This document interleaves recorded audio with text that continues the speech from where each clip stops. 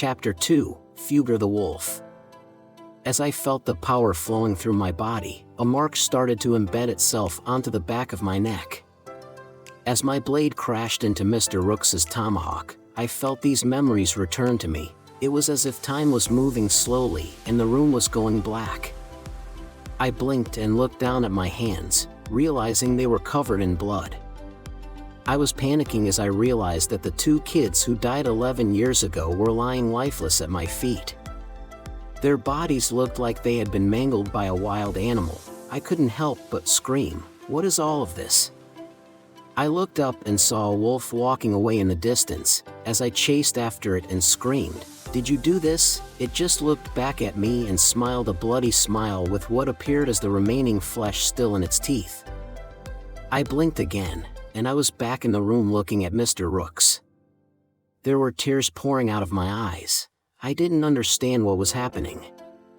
I thought to myself, why am I crying? Did I kill those kids? Pondering the question of what is that damn wolf? Mr. Rooks looked at me with concern and sorrow. He put his hand on my head and rubbed my hair. "It's going to be okay." I asked, "Am I a monster?" He hugged me. "No, yo." Let me explain. I sheathed Infernal and put it back into the container. I asked him, "What am I?" He responded, "You're still you. I'm going to start from the beginning." He continued, "You see, when you were born you had claw marks all down your face." I lifted my hand up and felt down my face. Why don't I have a scar? Did I kill those kids? Before he could answer, the doors to the gym opened, and my mom walked in frazzled. I looked at the clock on the wall to see the time. I stammered, "I'm sorry for being so late getting home. I didn't realize it was 4:45 p.m. already." She slapped me in the face and said, "You can't touch that sword, yo." Tears ran down her face as she looked annoyed at Mr. Rooks. "What were you 2 even doing in here anyway?" He grabbed his second tomahawk from his belt and exclaimed, "It's time he knew the truth, Rose." While pointing the head of the tomahawk at me, she whispered to me, "Get behind me."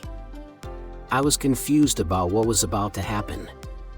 I thought to myself, are they really about to fight? I got behind my mom as the wind in the room began to swirl around both of their bodies. Mr. Rooks's eyes began to glow white. I yelled, "Stop," as the darkness flowed out of my body uncontrollably. I began to panic, patting at my body hoping it would stop. My head filled with the wolf's laughter. I just wanted it to stop. I screamed. My mom said, "I am sorry, son." She put her hand on my chest and a bright white light flashed.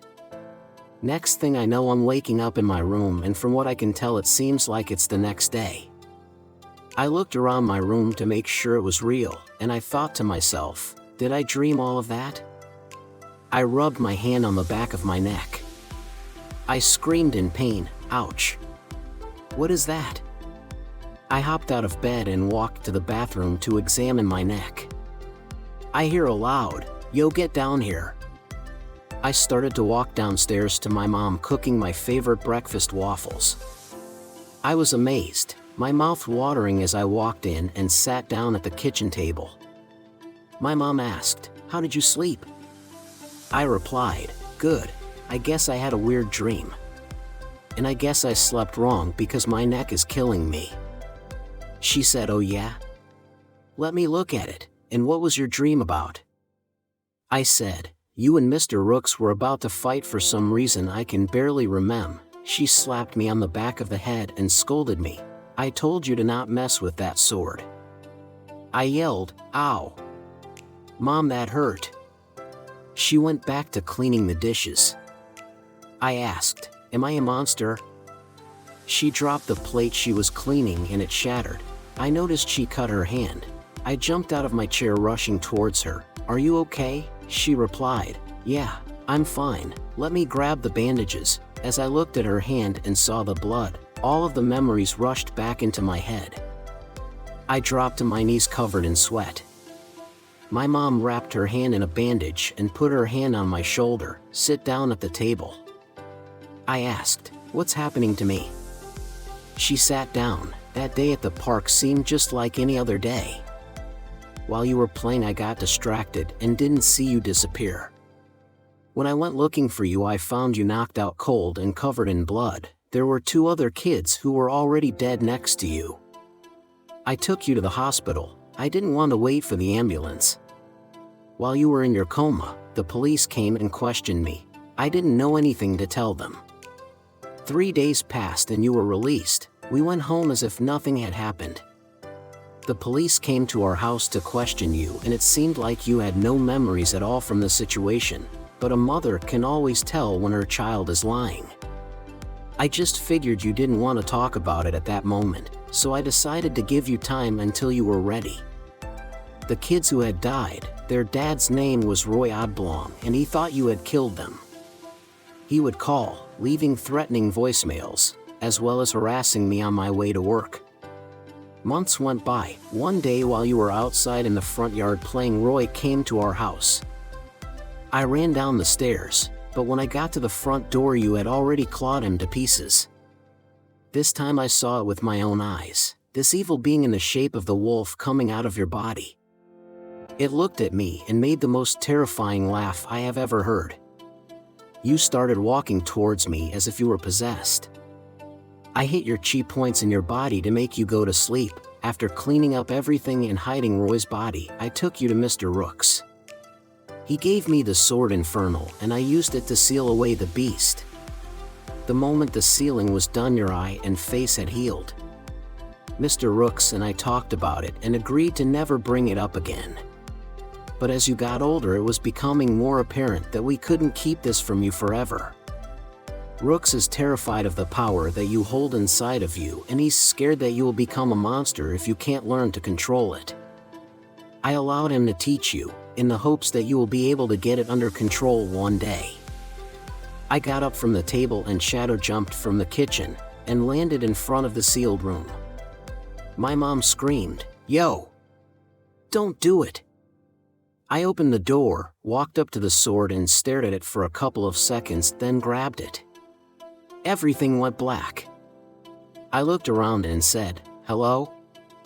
There was silence. "Where am I?" I asked. The ominous voice that I heard yesterday said, "So the boy thinks he can control me now?"